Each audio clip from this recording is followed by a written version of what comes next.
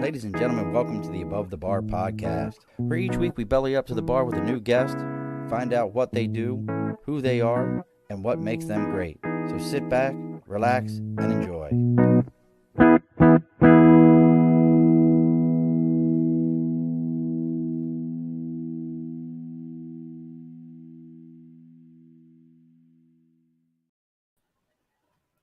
Alrighty, folks, it's Saturday night, and you're probably thinking, the bar is open.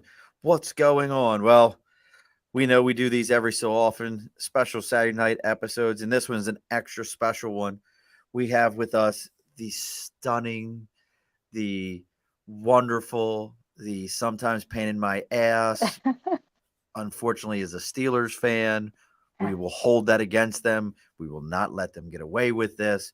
But we have Cheryl Stanko, host, creator, mastermind behind Dads Aren't Second Class podcast. That's probably about the only applause the Steelers fans ever going to get around this house. Just understand that that's a real thing. Hi, That's Cheryl. okay. Hi. We don't think about the Ravens here in our house, so. I know. It hurts your soul just to know we keep winning. We don't think about it enough. I mean, you're kind of one of those teams where people think about you when someone mentions it, and then afterwards it just hurts your soul. Okay. Oh, we got Andrew's already checking in. Miles is already checking in, making it happen here. So we're going to be talking about Cheryl's podcast. It's a very unique idea, and I love the angle that she takes on fathers' rights and the fathers' rights movement. It's very unique. I'll explain more about that here in a moment. But look, if your media is feeling second class and you're trying to upgrade it, make sure you reach out to Media by Dibs. You can find Media by Dibs on Facebook. You can find it on Instagram. And if you go on LinkedIn and you look up Andrew Dibble, you can find him there. Mention to him Belly Up to the Bar. He's going to give you a 10% discount. Miles, you may want to mention Belly Up to the Bar to him. Maybe it'll help you out over on that side. I don't know. I'm going to throw it out there. But make sure you mention it to him. Oh, Miles, hopefully you got that shirt. I'm waiting on a picture still. You owe me a picture of you wearing the show shirt. But all that is done. Cheryl's over here laughing as I pick on people. The show is open. We're ready to go. The lights are on at the bar. We're going to get into it. Cheryl, let's just start with the name. Dads Aren't Second Class podcast. Where does that come from for you? So I think that came from a conversation that I was having with Andrew, actually, about how dads are treated as second-class citizens by society in general, because everybody historically has always leaned towards women. You know, when you have a divorce situation or a split situation, women are the top priority because they have the children, and dads are just kind of they're deadbeats. They're second class. They're less than. They're a second thought. No one cares about their rights. And they just automatically assume that the dads are second class to the moms, which is not the case. So when we were having that conversation, it just kind of popped into my head. I was getting all excited, all fired up about it. I was like, we're going to do this. We're going to do this podcast. Somebody's got to do something. Dads aren't second class. And it was like, boom, there's the name. That's the name that we're going to run with. So that's how it was birthed. So just kind of it just jumped out from that fact that, hey, we're going to talk about how dads aren't second class, and you got fired up, and here it comes. I have to tell you what I loved about listening to your show, and I was a guest on it. That's really mostly what I like about it, is I was a guest on it. I mean, that's the most important part. But now, seriously though, one of the things I loved about your show is I feel like as a dad and who's gone through these situations, when I mention it, some people look at me and go, yeah, man, that really stinks. But I think instantaneously, the first thing that comes to mind is, well, you're just being cheap. You don't want to put out the money for your kids. Any of those kind of things, they just kind of instantaneously do that. But I think coming from the angle of a mom or a woman, it has a different weight to it. What are your thoughts on that? I agree. And there are other podcasts where dads do come together and they talk, but it's kind of, if I can make the comparison, it's like when women get together. people think, oh, it's like a gossip circle. It's a catty session. It's, you're just bitching about a bunch of stuff. And I mean, in reality, sometimes that's what it is. And I think it's kind of sad that it is something that guys can't discuss the issues that they're having because they're portrayed as, oh, you just, like you said, the first thing, you just don't want to, Right. be paying child support. You're cheap. You don't want to do this. You don't want to take care of your responsibility, quote unquote. And sometimes you need somebody else with a different perspective, or who can afford a different perspective, to step in and say, no, that's not the case. Stop Somebody who talking can and listen. advocate for you. You need an Exactly. advocate. Yep. Sometimes you just can't advocate for yourself. It's no different than when you walk into court. What's the saying? A person who represents themselves is a fool, or Mm-hmm. only a fool represents himself. It's something like that. And Andrew chiming in, yep, you're always the bad guy. You will be. Mm-hmm. We always are. What are some of the issues that in your show, or things that you've learned about as you've researched and gone further with this, that you're like, this can't be real. This is, there's no way on God's green earth that this is a real thing in the system. Probably. So we had an individual come in after your show, and your There's show nothing about after me. child. Nothing. There's nothing after you. There's nothing. Well, let me tell you, not to stroke your ego or anything like that, but we did have a lot of people. They were like, that show was amazing. I loved listening to it. It was so informative. And it was. I learned a lot. I know that a lot of people who listened to it learned a lot. And I knew going into all of this that the system wasn't fair. It was a little bit more biased towards women, because I have had friends who are single moms, that I've seen their struggles on their side.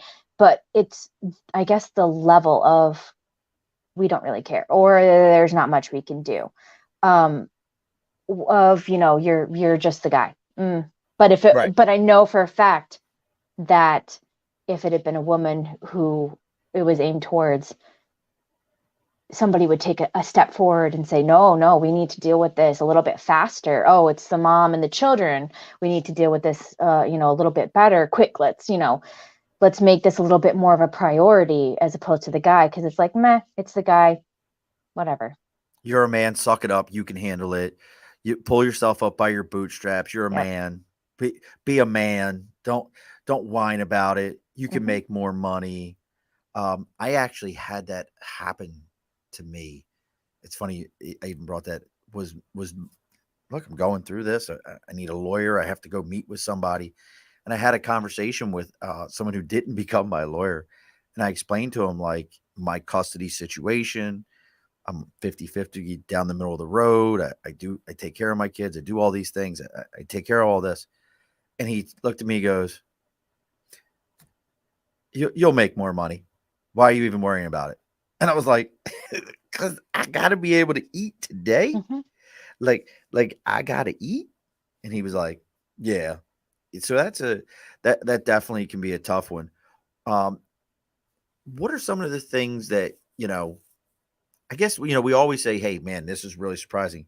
What are some of the other side to it when it comes to men addressing this? And look, folks, if you're out there and you're listening to this, and you have a situation, you have some curiosity, none of us are lawyers. None of Mm-hmm. this is legal advice. None of this is here for you to go in the courtroom and be like, I heard Cheryl and Sean say y'all are bullshit and you need to go. That's not what this is. Please don't take it that way. I will always recommend go seek legal counsel, go Mm-hmm. see somebody of a legal nature. What we are discussing is during at the Dads Aren't Second Class podcast, which you can find on all your major podcast platforms. You run into these issues and they're addressing these issues that men are dealing with. What are some of the things that you've heard over and over that maybe are mistakes in your trials that you've run into with talking to men in these issues, that men just, we as men, we can't get out of our own way because it's that matriarchy, patriarchy society that we think, well, this is what I've got to do. I would say that probably the biggest one is standing up for yourself. What do you mean? And this isn't so much of a bash session, but I found that the common theme with a lot of dads that I have talked to, both on the show and kind of outside of it, is I'm terrified she's going to take my children, so I'm not going to do anything. And coming from a woman's perspective, yes, there is always going to be that fear on both sides, even from moms. They're going to take my children. But you, my biggest thing, I guess, I don't want to say my biggest gripe, but my biggest thing with guys is you can't let that deter you from standing up for yourself, from standing up for your rights as a father, from standing up for what you believe is in the best interest of your children, just because somebody else might be able to take your children from you. It's crazy that that can happen, and it doesn't take much for it to happen. Mm-hmm. Was recently having this conversation with someone, is how quickly as dads we we think that we are doing what's right for our kids, so we'll give up. Mm-hmm. I don't want my kids to have to go through this. I don't want my kids to be dragged through this. This is a horrible situation. I'm just going to give up. Yep. And what ends up happening is you now become, that's where that term, that's where you become the deadbeat in Mm-hmm. quotes, because you thought you were doing what's right, or you walk away and say, well, I'm going to give everything up. You take it all. It's for my kids. I actually had a gentleman one day tell me, well, he was going through a divorce. He goes, well, I'm giving her $2,000 a month and she's staying in the house, and we've agreed to this. It's not going to change. And I had to educate him, and I said, brother, if you can afford that right now, she knows you can afford more of that. And right now it's okay. But once she gets around other folks that are going through this, and look, folks, I'm going to say this out here right now. The name of the podcast is Dads Aren't Second Class. That's why we're referring to dads. But I will throw this out there. It's parenting in general, because we haven't, as our society has changed, same-sex couples are starting to go through these same issues. So keep that in mind. Please don't take it that, well, he keeps saying dads. I'm going to throw it out there across the line that it's people dealing with this. Don't ever believe that that person isn't going to, if they know you can afford 2,000, then you can afford more. So to that point, I'm going to tell you that there was somebody that I know, we both know, because I don't want Yes. names to get out, especially if you're going through a custody situation, where that individual was like, all right, we're going to get a divorce. I'll pay you the money or whatever. Continued to let their ex live in their house, even after the ex had remarried for 6 months, and then trying to be the best person that he could, because no one faults him for that whatsoever. He's, if you, when she moved and the kids relocated with her, if you need help, paying for your rent, if you need help with this, if you need help with that, I'll let you. And I had to say, stop. You are setting the expectation that you are going to continue to treat her as if you're still together, even though you're not. And she is going to not only use that against you, but she'll walk all over you for it. In no woman in their right mind, coming from a woman's perspective, if I was dating somebody, married to somebody, and it was done and over with, leave. I'm not paying your car note. I'm not paying your rent. I'm not doing any of this stuff. Why is it okay for men to do that for women, and for women to think that it's okay to expect that? Because they do. A lot of them do expect it of, oh, well, you continue to do it now. Why can't you do it? Right. And then when it's, oh, I don't have the money, I'm trying to support myself, possibly a new family, it's, well, you could before, so now I'm taking you for more child support. Right. It's never, this is what's best for the child. It's, I knew what you could back then. I don't care if your circumstances changed. I still want you to support my lifestyle. That is one of the great mistakes that we make, because, again, we're told in society as men, these are your responsibilities. This is what you need to do. This is what you're supposed to do. You are a man, you provide, you take care of, you are the hunter in the hunter-gatherer society. You go out and you do these things. And if you can't, well, you're weak and you're soft. Mhm. and it translates over into every day that we're doing these things. So in your trials of doing this, we can talk about a lot of the negativity. What are Mhm. some of the positive things that you're learning, or things that you're hearing on the other side? How are, like, when other women are hearing that you're doing this, that maybe are collecting child support, or in that realm, what has been their feedback towards you? So I've had some women who have listened to the podcast and given me feedback, and they've said that it's educational. It's a good thing because the women who listen to it and who give that feedback are the same mindset that I am of things have to change. It's not fair. This is bias. I don't tend to get feedback from women who view it the other way, which is okay. Not everybody's going to agree with what this podcast is. Not everybody's going to listen to it. I actually had somebody tell me that they hoped women didn't listen to it so that they could use this against their ex-partners. And I'm like, please don't say this to me, because now you're just going to make me feel really bad if that happens. I can't control people. But the feedback from the women so far, and I've even had people who, women who don't have children, that they're like, wow, I didn't know any of this. And I'm like, not a lot of people. That's the whole point, Right. is we're a platform to not only advocate, but to educate. And like, just before this podcast that we're doing now, I actually just pre-recorded an episode on parent alienation, but from the perspective of the children who've gone through it. So my special guest was my sister, because my parents are divorced. There's 5 of us children, and we experienced parent alienation from a really young age. And they didn't get divorced until I was in my early 20s. So they were together like 25 plus years. So we went through decades of parent alienation and issues. And so we discussed, how does this affect kids when they become adults? Because people don't also think about that either. They think, in here and the now, this is what I'm going through, and they don't think, how is this going to affect my children or my, future relationships or anything like that moving forward decades from now. Well, So, define parent alienation for us.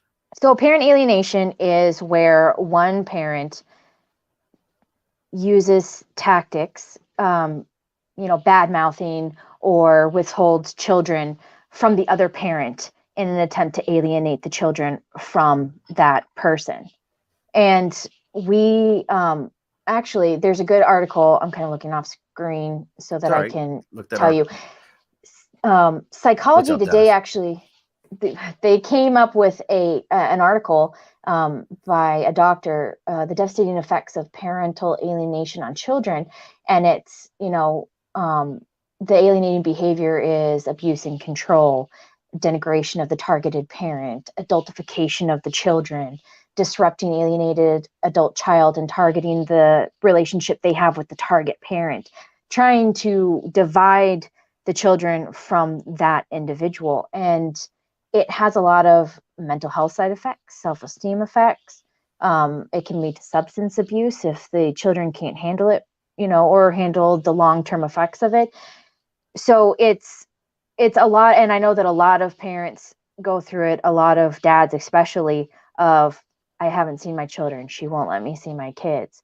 I can't talk to them, she won't do this. Or you have kids showing up at the other home and they're like, mom said this and this about you and how you're a deadbeat and you're horrible. And I think there was one instance that I heard of where a guy's kids came back from their mothers, walked into his house and was like, you're just the baby daddy.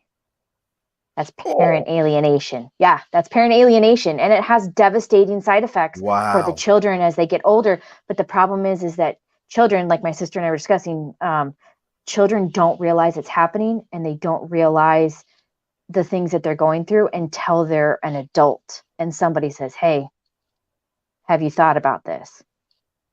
Because it's not something that you think about. It's just subtle things that, I mean, they may not be subtle things, but it's things that alter a child's perception of the other parent or themselves in a negative way over time. Wow. And this kind of, to me, rolls into one of the factors that I've had some folks on the show talk about in the military, how high suicide rate is and some of the issues that we deal with. Um, One of the things that people don't realize is suicide rate for divorcing men over women is 8 times higher. 8 times higher that going through a divorce situation, a man will commit suicide. And I bring that up only because we're getting into the social side to a lot of this. I look at the social side to it hugely. I always think about the fact that one of the first things you think about is, as a man, we're supposed to keep our family together. Most divorce is based on, a lot of it, I should say, is based on financials. Mm-hmm. So again, that's my fault. I couldn't provide. You're not happy. I couldn't provide. It's my fault that it happened. So that goes into effect. Yes, then the infidelity and everything, but I really have always believed that it's money is number one, because you're not going anywhere if the bills are paid. If you feel comfortable, you're not going anywhere.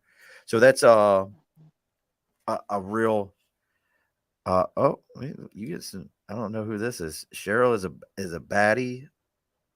Somebody likes you. And then Dennis, two of my children's exes have done this. Grandchildren are 17 now, realizes her dad does this. I'm assuming you're talking about the alienation, Mm-hmm. Dennis.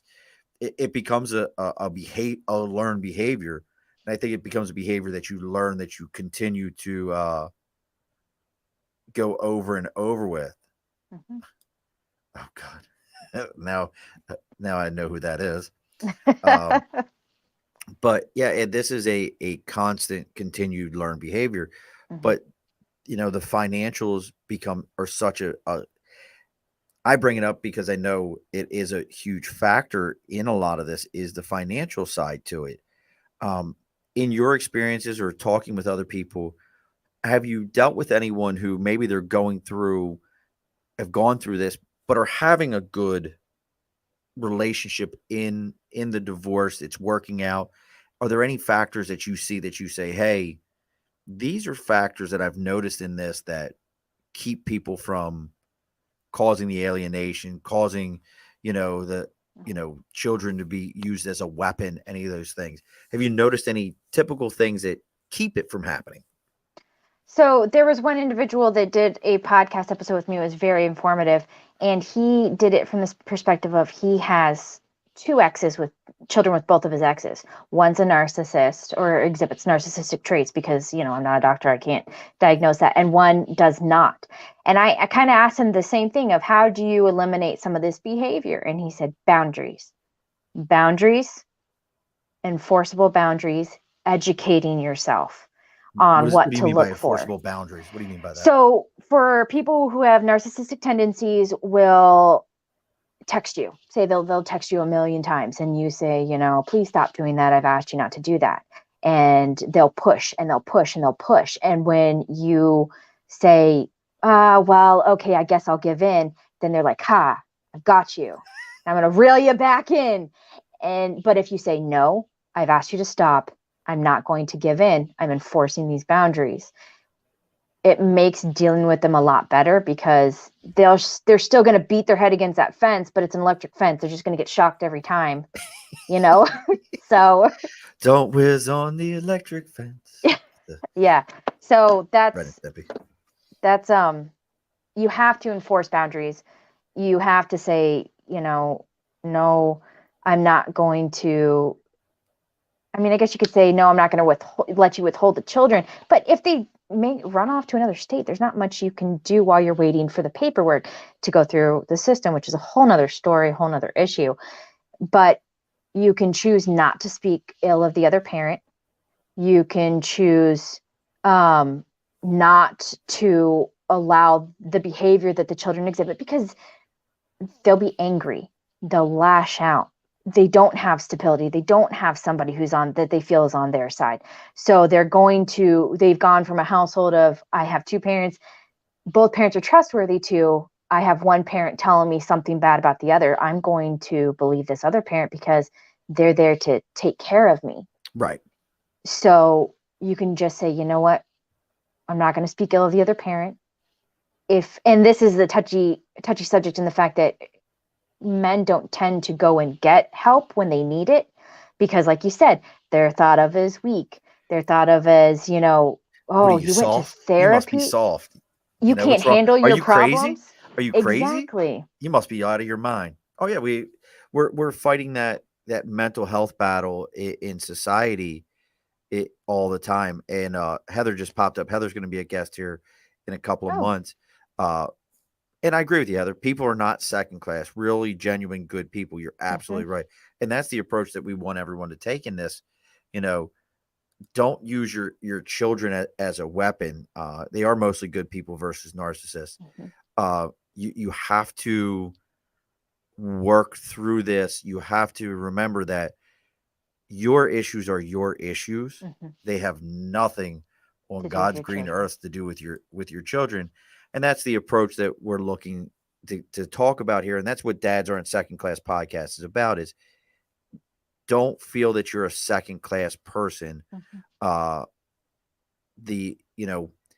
somebody is going to be upset, whatever cause the turmoil. It's hard to get over. And exactly, Jamie, there's stigmas. There's all the stigmas associated with mental health. It is hard for men. Hell, I was in the Marine Corps. Cheryl was in something. I don't know what she did. It My wasn't dad was. okay. Either way, chair force. Something about chairs. Something about flying chairs. I don't remember. I don't remember what it was. It was like chair. Or is she taking her headphones off? No, we we used to get told in the service. We used to call it going to see the wizard. If you go to see the wizard, you're going to walk the yellow brick road and you're out of here. They're not going to keep you. You're weak, you're soft, all those things that are associated with it. And mental health goes so deep. We could do 100 episodes on it and never scratch the surface of it. But in this case, like we mentioned, the suicide tendencies 8 times higher for men going through divorce. What are some of the things that you've either talked to folks about or experienced in this, where men can go and get help without feeling like they're losing? Like, I can't go see a wizard. If I go see a psychiatrist, psychologist, that's going to get brought. And I've heard guys say this. I'm not going to do that. That's going to get brought up in court. And once it gets brought up in court, then they're going to say I'm mentally unstable to take care of my children, and I'm going to lose my kids. What are some of the things you're seeing or ways that this could be addressed? So I have actually not found any individual who said, "Hey, I've gone to therapy," which is sad, because coming from a human being, not male, female, whatever, just human being. If you need help, I want you to get help. And so I was brought up very much in that military mindset because my dad was, career Air Force. And it was Air Force. I know it was something. but it was that, basically, if you can't take care of your family, how are you supposed to take care of your command? So it was drilled in me of, you just take care of your stuff. That's it. Just no questions asked. And I went through a period in my life with somebody that I was in a relationship with. And I remember needing help, and I didn't know how to reach out for help. And it was actually a guy that I knew at the time, one of my friends, former military, who said, if you need it, get it. And I remember showing up to an office to see a therapist, feeling all sorts of guilt and shame that I was there. And, how are people going to look at me differently? Because at the time I was living in New York and I was trying to get my pistol permit so that I could, so that I could have it. And I remember thinking, oh, if I go in there, that's going to affect me negatively. Right. And I sat down in my house a couple of days later, and I was speaking to a representative from Big Brothers Big Sisters. And I was trying to get enrolled as a big sister for a program that they were doing in that county, where it was a specialty program where courts would take children with issues, abuse or things like that, where they were sent to court, and the court mandated that they enroll in this program to kind of help them with. And I wanted to be part of this. And I said, listen, I'm enrolled in therapy. It's embarrassing, but is this going to affect me? And she said, no, it actually looks better on you Oh wow. because everyone does it. And if you're going and talking to somebody about stuff that maybe you're feeling anxious about or whatever, it looks better on you than if you bottled it up and it came out negatively later. Yeah, no, that's an interesting approach, and I like it. And Jamie has kind of thrown out. I wanted to read these. He's thrown out. It is. You could see a hypnotist. I love this one, life coach. I think Mm-hmm. most people don't think about. We think about psychiatrists, psychologists, mental health counselors, but a life coach is an approach that many of us could take, and no one would question you. Even the verbiage of a life coach, no one would think of you and be like, "Oh, you got some real issues. You're going to see a life coach." People would be like, "Oh man, that's cool. You're going to see a life coach. They're going to help you get your stuff together." And we have a very different outlook socially Mm-hmm. because the wealthy use life coaches all the time and they make it to where it's no big deal. I really love that one. Yeah. Uh, Group support, anonymous groups, any of those that are going on. Yep, Hair Force. That's another name for it. And Jamie, I'm assuming you mean Casa, like your house. I guess. I mean, we could come hang out and talk. I mean, I like Jamie. Jamie's good people. Um, but I wanted to also reach. Heather's got a lot in this. I wanted to kind of read her comments. Oh, that's your speech to talk when we were talked about that. She says it takes a real man to stand up and fight for his children by any means necessary, including getting a foot in, starting the process, retaining counsel, and most importantly, and I cannot stress this enough, follow through with full involvement with your children, regardless if you win or not. Amen to that. Mm-hmm. She says she's been criticized and bullied because she submitted her mental health therapeutic treatment master plan to the courts, deciding the custody of her older children. You have to tell me what happened there. And then she says, in her opinion, what kind of a parent can you possibly be if you refuse to get the very treatment that can make you a better tomorrow than you are today? Better parent tomorrow than today means you will endlessly evolve. I think that's phenomenal. I Mm-hmm. have to agree with you every bit there, Heather. That is such a true statement that as a parent, um, we often kind of I'm gonna. I don't want my kids again. I don't want my kids to see me weak. I got Mm. this. But these are great things. Retaining counsel. Don't. I'm going to say this for anyone who's out there thinking about they're dealing with this. They're thinking about the lawyer. The lawyer is expensive. Um, I don't care. They can come and bother me. Stay away. Stay away from lawyers who say we're the lawyers for fathers. We're the lawyers for men. No, they're not. They will take you broke. They will take everything you have. I was 30K in debt for that one because I listened to a TV commercial. Mm. Take your time and go out and talk to multiple people. Talk to different lawyers. Find out who's out there. Um, they will help you. Uh, it can be hard to get help. Dib said it was harder than he thought to get help. He actually have a VA appointment. Good man. You need to. I mean, you know, tried a consultation and yep, it's a little BS out there. So what advice or have you learned through this are some of the things that do you have like, and I don't know if you have a top 10 written out, but do you have like, hey, these are some of the top things that I tell that you've learned through doing this show and through your research that you found that like, do these things.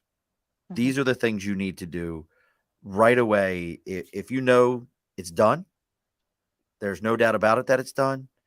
These are the things that you need to get in there right away. First, help of any sort. I think the terminology life coach, using that instead is phenomenal. I love that. Whatever way that you can get in to get the help that you need and label it however you need so that you're comfortable, do it. Um, it's going to sound really bad, but I've known a lot of people who they don't document anything. What do you mean? And I'm a part of a group on Facebook, Stepmoms Without Kids, no biological kids of their own. And a lot of the complaints that I saw from these women where things would happen, but their partners weren't documenting. They didn't, take photographs. They didn't write things down so that when the ex came back with, oh, you were doing all these things, they had no proof of it wasn't me. Or I'm trying to see the children, but you're making it hard because you change your mind all the time and the schedule changes and there's no consistency, but there's no proof. Because um, a lot of guys are very organized. A lot of guys are very much, I can do this. I'm great with spreadsheets. I can do this. And then a lot of guys are like, I don't want to deal with it. And I get it because it can be a pain point. You don't want to sit there and think about it all the time long enough to fill something in. But that's going to be a tremendous help if somebody comes back and says, hey, this is what's happening. And you're like, no, because it took 5 minutes to document something that I felt needed to be documented. Yeah, we're bad about that, and I've heard. I can't even begin to tell you how many times I've heard.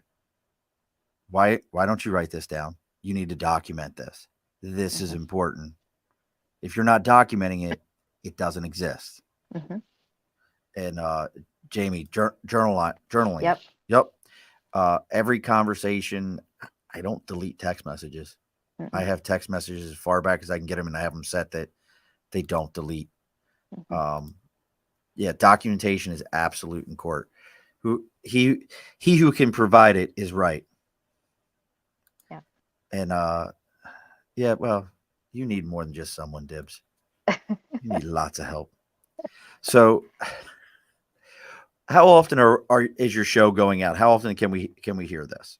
So we try to release an episode every week. We're thinking that depending on how things go, especially with how busy I am personally, I don't know if it's something that every week's good or if it needs to be every other week. We're kind of playing around with a few things, but right now, as it stands, with the exception of last week, because I had someone who didn't show on me twice, which I understand things happen. These things Um, happen. they do. So I didn't get an episode dropped this week for that, but yeah, we do it once a week, every on Mondays at 10 a.m. on Spotify. We're trying different platforms, but Spotify right now is what we're dropping it on. So So you're only using. So that's the only place right now we can find the show is on Spotify. yes, yep, Okay. I yep. mean, I mean, have your assistant call me so I can fix that so it can go on everything. I gotta, I got you a good assistant. I thought that they were worth the money that you're paying, and I Yeah, apologize that I got you a slacker. I'll work on being a better mentor towards your podcasting, that you can have a better uh, assistant that really knows how to get these things out on multiple platforms and multiple locations. I blame that on me. I blame that on me. You know, yeah. I blame that on you too. It's okay. and I was waiting for Jamie to throw this out here. Jamie's advice, Jamie, we love you, brother. The Empire Sisters of Perpetual Indulgence. I promise you, you can talk to any one of those folks over there, and they will listen to you because they're just phenomenal human beings over there at the Sisters. I love them all. They're good people. Um, so you got to make sure you reach out to them because that's if you're I guess the best way I can describe that is if you're a spiritual person and you don't feel comfortable in the church, Hmm. they're the right ones to go reach out. What do you think? I will save that one because I was about to throw something out there and then I was thought about it and I went, nah, we'll save that No, one. no, no. Now you gotta Mm, throw that uh, out there. well, what do you think about folks, you know, because the church can be very funny about these things. Yes. And if you're Catholic, this doesn't exist. This isn't real. You didn't get divorced. You're going straight to hell because of this. Most other denominations will, yeah. See, I know. Well, I know the sisters are atheists, Jamie, but you're very spiritual people, and this is a place that if you don't feel welcome in the traditional church, you can find that spirituality with the sisters.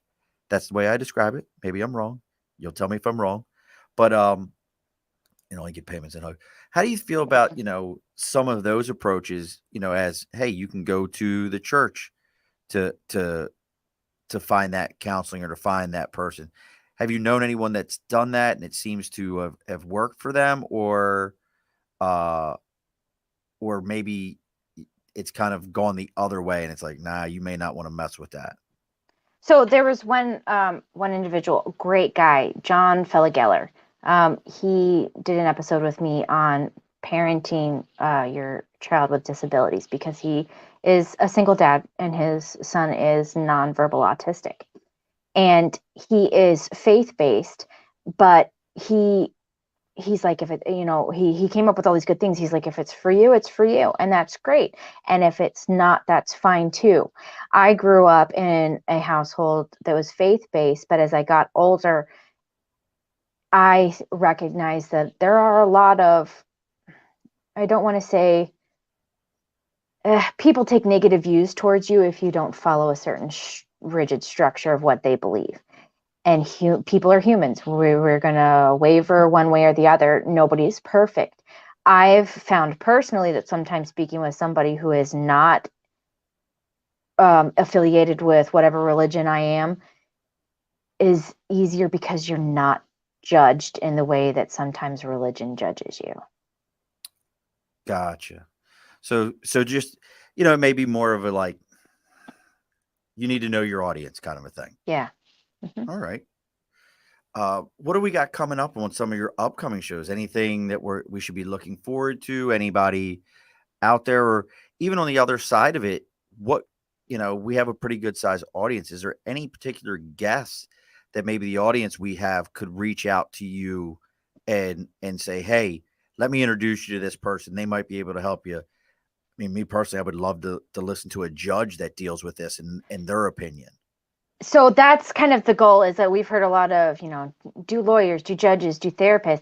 If anybody listening has a hookup and wants to hook me up, I would appreciate it. We're looking for really anybody who's been in this situation. Next week, it's not 100% confirmed, but I'm trying to get it into the works of, we're going to talk to a stepdad who, okay. who was very much involved with his stepson, because the stepson's father, while he was there, was not so present. And that's another thing too, is it was one of those, I was talking to Andrew about this. How do we evolve this podcast? How do we keep it from becoming stagnant? Because you don't want to just have a bunch of episodes where people are like, this is what it is. And universally, everybody's like, this is everything I've gone through too. So stepdads are a big thing. A lot of people, they recognize them of, hey, good for you for stepping in and taking care of those kids. But it's kind of like stepmoms. Do you know what hardships step parents go through? That's a whole nother angle. Mm-hmm. I personally went through that when I had my divorce. My oldest son, I raised him since he was 5 or 6 at this point. I can't even remember. And I had to deal with that in a divorce. Now, I was lucky because I was very heavily involved in his life. He was never removed from my life. But yeah, no, that's a very difficult thing. That's another one. Look for social workers. Mm-hmm. Well, Heather, we'll link you up. Heather's over here going, she wants to talk to you next. Our care in several states offer free health care, telehealth too, including mental health therapy, behavioral health. And I do think that, I know we're going back a couple of times to the health issue, the mental health side of this. Mm-hmm. This is a mentally draining process. Mm-hmm. This is so heavy. Are you noticing when I can tell you right now, when I was on there, talking to you and going back over these issues that I've dealt with and getting into some of the things where in the state I live in, I've gone to see assemblymen. I've gone to see senators. I've talked about these things and said how messed up they are. I've been there and I've done that, only to be told, hey, I appreciate you stopping by. Make sure you vote. We'll get to that. And then you look and somebody calls you up from their offices and says, and whispers in your ear like, hey, look, there's a bill. Here's where it's at, but it's down in a council in New York City is where the guy's at, and they're never going to sign this. And you're going, why? Why? You feel defeated. Yep. It is a very so. So, what are some of the things we could do that you think we could do as a collective? Because that's the only way this changes. Me going there and saying, hey, this is what's wrong, and I mean, sure, I went with documentation. I wrote out suggestions for bill changes. I did everything, and it's the holy hand grenade here in New York. No one's touching that thing. No one wants to mess with it because I'm going to throw out something that most people don't realize about it in a second. But what are some of the things that you're learning that we could do as a collective? Well, stick with it. And like you said, it's extremely difficult. It's going to be extremely difficult depending on what state you live in, who your representatives, your congressmen, your senators are. It's going to be difficult. And the term the squeaky wheel gets the grease is a little overused, I think, but it's very relevant of it's mentally exhausting because I've seen, my husband go through it. It's mentally exhausting. It has physical manifestations when you're so exhausted and just drained that you honestly feel like, why bother? I can't even bother to make a sandwich because I'm hungry because I just can't move. I just want to sit here and just disappear into a puddle. And from the spouse's side or the partner's side, we're just as equally exhausted. But I feel like people approach it in the way of they're approaching it as individuals and not as collectives. So instead of getting together and saying, hey, let's find a bunch of people who can pass the baton when I'm tired, pass it on to the next person, but they still remain in the same circle. So I know what's going on. Everyone's like, I've done this. My friend's done that. Nobody says anything. I'm done. It has to be a collective effort from a lot of individuals who are willing to say, you know what, you're tired, let me do it for a while. I'm tired, let so-and-so do it for a while. And then it circles back to, all right, I've rested, I'm going to do it now. But people have to continue to do it. It's like with women's rights, since I know where you're going with the next piece. It wasn't just one woman who did something to make changes. It was a lot of them doing things together that eventually made the change. And I have to say, we're getting some of the best interaction with people we have in a while here. Jamie says networking and woo, I can't get that word out of my face right now. My tongue's tied around my eye teeth and can't see what I'm saying here. But working together as a team, and like you said, it has to be a team effort. Everyone has to be involved in this. I bought these new headphones and I loved them up until this episode of my show. And now I hate everything about them, but they do have a 2-year warranty. So I'm going to be contacting somebody about these because they are driving me nuts right now. My ears keep going in and out. Did you do it together? It has to be coalition. Yes, coalition. That's the word I was trying to say. Jamie saved me. He's guarding this for me. He's a guard. He's guarding this for me. Symptoms of sympathy, pain are real due to supporters getting down in the mud with the first person in. Absolutely. You can't truly understand what somebody's going through until you do it. This is Marine words. You got it, Dibs. It's tough on me sometimes, that whole English language thing. And I mentioned this about politics. Politicians don't care unless it affects them. It means nothing to them unless it affects them. I have actually seen here in the state of New York when some of these bills have come up. We recently had one here in New York where it came up that we had changed the rules here in New York that all custody starts at 50-50. It all starts at 50-50. So that giving everyone the opportunity to be a parent. They even are changing the name of it from visitation to parenting time, which it should be. I don't visit my kids. Nope. I parent my children. As soon as that bill came up in the state of New York to change that, the women's rights groups fought it tooth and nail. They fought it like it was the end of the world, going on the news and saying, well, what if that man's abusive? What if that woman's abusive? What if anyone's abusive? Mm-hmm. Because, but they fought it tooth and nail. And Jamie, absolutely. Movies portray us in the negative. We're abusive and neglective. We're bad people. Yep. They fought it so that no longer would it be 50-50. And the funny thing about it is the bill says parenting time. It doesn't say fathers get 50-50 custody. It says parents. They completely neglected that we have a progressive society that has finally realized anyone can parent. Parenting is about loving a child, not about which bathroom you want to use. It has nothing to do with that. And it blows my mind. It truly, truly does. But we have it now in New York. All custody starts at 50-50. So, I mean, this is one of those things I can get into so heavily. You know, you get into the, and I think we talked about this on your show. How many people know where, and anyone who's listening, I would love to see if anybody actually knows this, where child support actually starts at, where it's written that every state must have child support, where it's written at. If you know that, drop it into the conversation where you at. When I explain this to people, 9 out of 10 of them go, what? Oh, yeah. Yeah. Dennis, you and I will sit down. We'll have a bourbon together. You know, I don't think somebody else you and I know if he could handle bourbon. It might be a little too. It would burn his little tummy or something. Burn his little tummy. Parenting with all about equal parenting. That's what matters.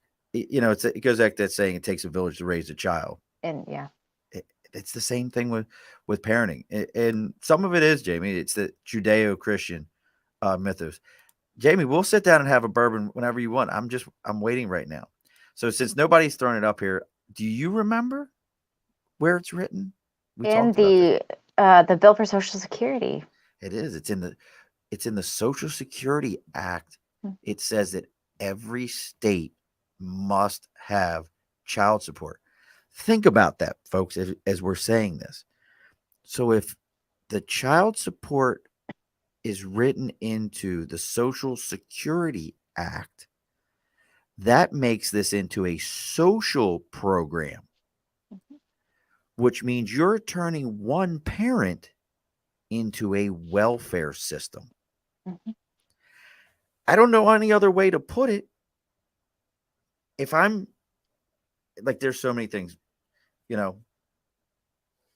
Oh, scotch. Ugh. Scotch. It's like rich people bourbon. I don't know. I don't know what that is. Thank you, Jamie. No scotch. No scotch. I don't even know if I've ever had scotch because I'm not a big peat moss person. Like, scotch is made by like burning peat moss or something like that. I don't know much about it. But yeah. Scotch is peat. That's what it is. It's peat moss. We're going way into the bourbon now. We can invite Sean to Scotch Day. I'll drink it. That doesn't bother me none. But yeah, there's so many things that in this system. But I still want to see. There's got to be positives though. So what are positives that we should be taking from all this? What are positives? I love Heather's outlook on it. Even if you lose and you feel like you're losing and you're going to lose out, put value in every minute you spend with your children. Yep. Don't spend that time being like, your mom sucks, your dad sucks, your whoever sucks. I have to watch Solvent Green. I was just talking to somebody about that. Solvent Green? Yeah, it's a classic 1970s. I've seen it. I've never watched it. One of our former guests, Ed, was like, Murph, you got to watch that. I haven't watched it yet. Jamie, you can't hear Heather because Heather is watching us on our LinkedIn page. So she's talking through LinkedIn. That's why I throw her comments up on the screen. So we're live on 3 Facebook pages: LinkedIn, YouTube, Twitter, and Twitch. She watches us on LinkedIn. If she wanted to jump over on the Facebook and find the Above the Bar podcast Facebook page, she would be able to watch it on there, and then you'd see her comments. Um, let's jump on the train. I'll take two parents involved in my children's lives. Positive involvement is more important than money. Absolutely. Well, that's something, have you I meant that was kind of where I was going before with this, is I know people who can't stand each other, Mm-hmm. but they parent really well. Mm-hmm. And the one big factor is they don't pay child support. Interesting.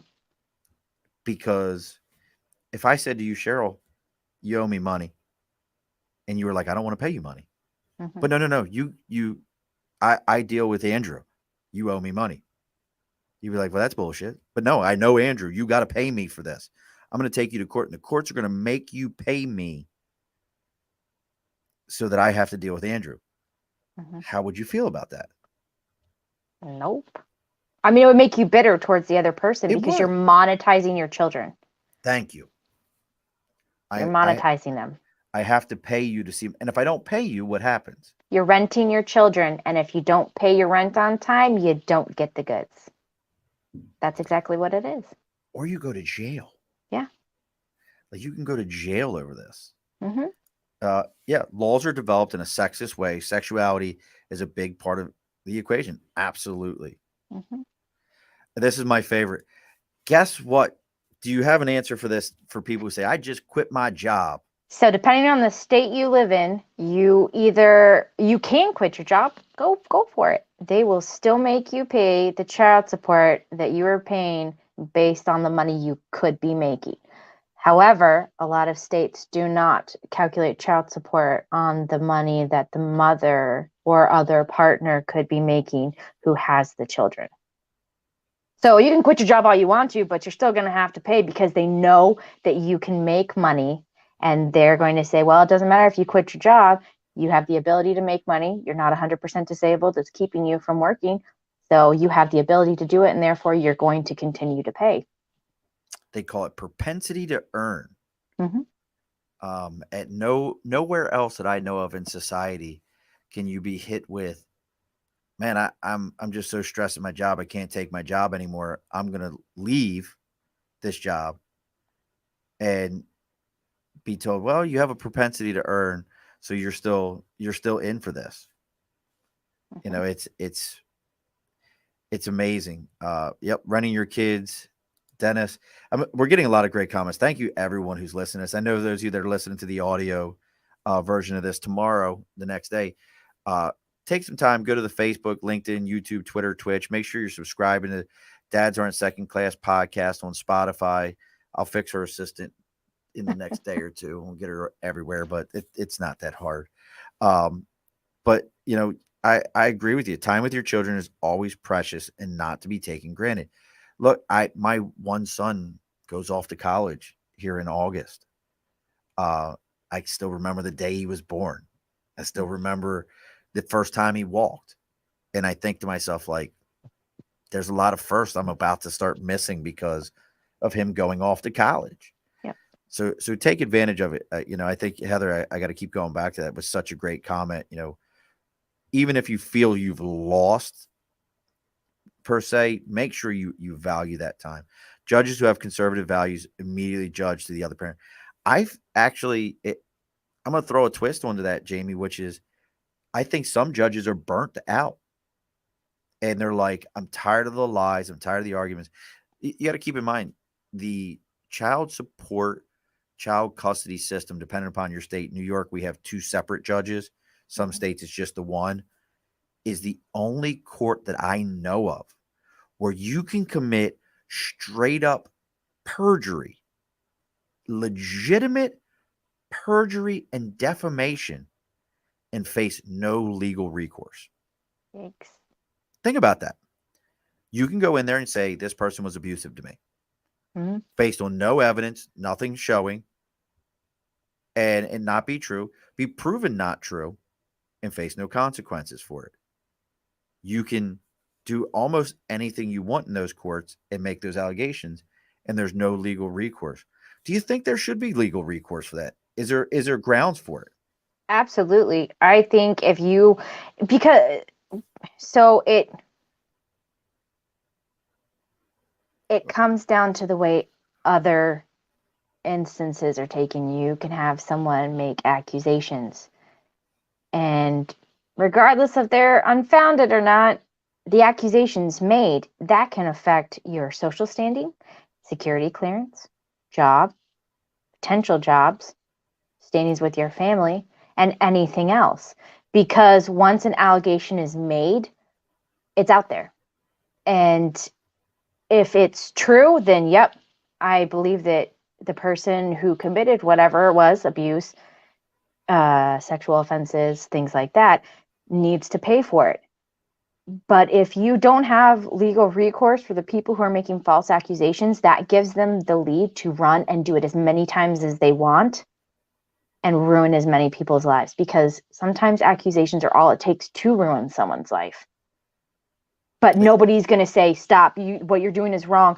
What you're doing is you are ruining men, women, whatever. I don't care what gender you are, identify it. If you're a human being and someone makes an accusation, you immediately, regardless of what people say of you're innocent until proven guilty, people in their minds have already made up an assumption about you.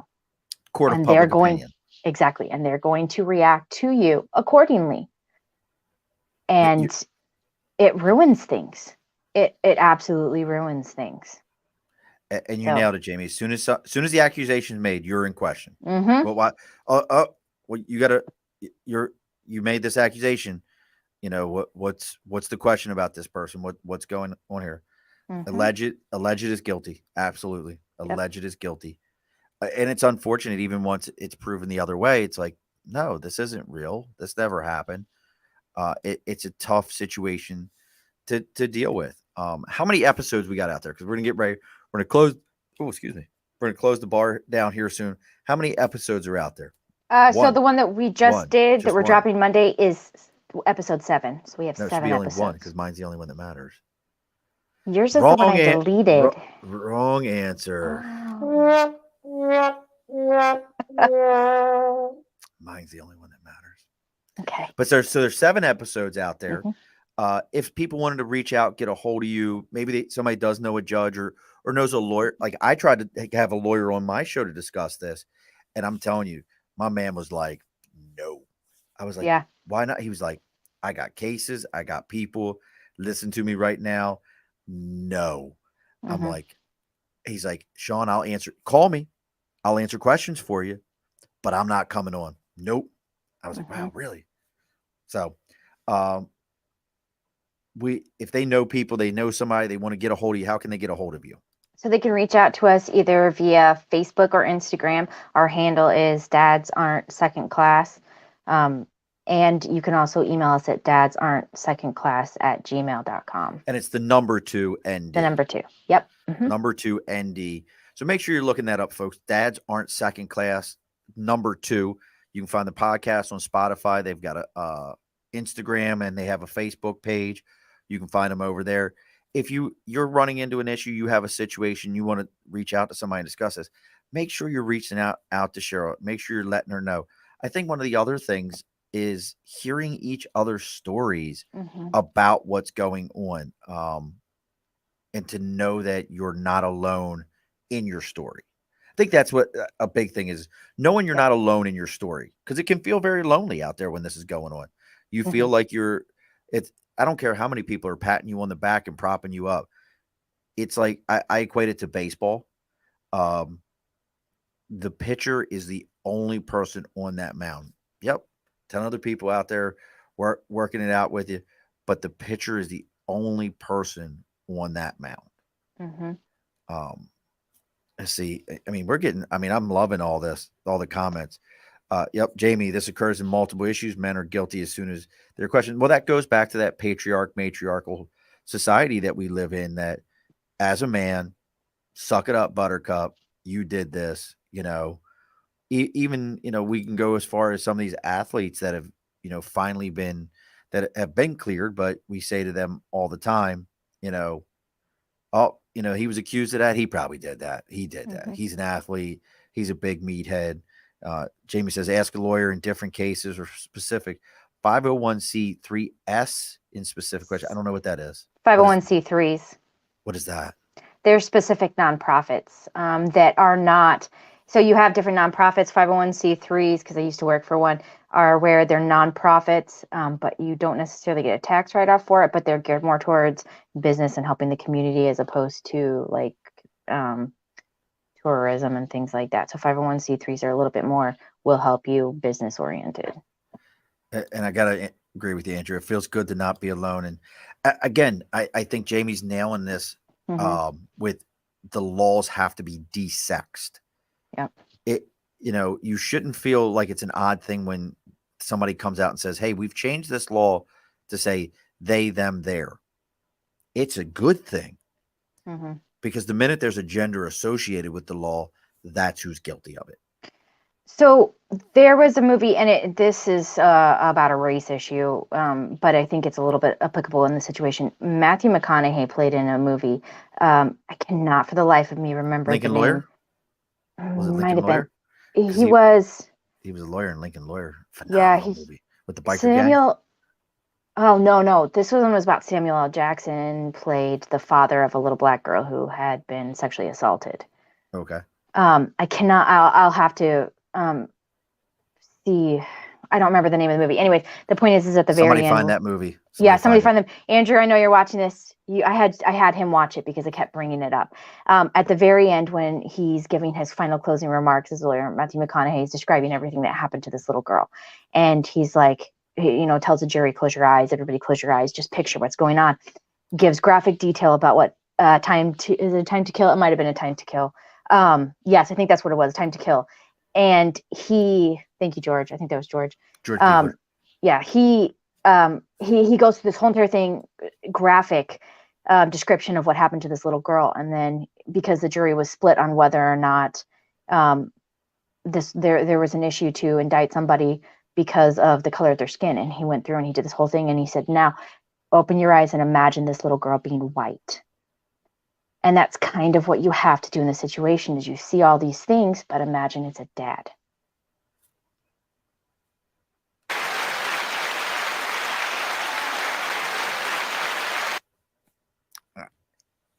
I got nothing. You nailed it. You nailed it. You did something not many people can make me do. Not have something else to say. That's it. So we got some episodes coming up. They can go back and find the old ones. Yep. We know how to find you. Dads Aren't Second with the number 2 class on Instagram, Facebook, Spotify to listen to the audio. Mm-hmm. Anything else, ways that they can locate you, smoke signal, anything?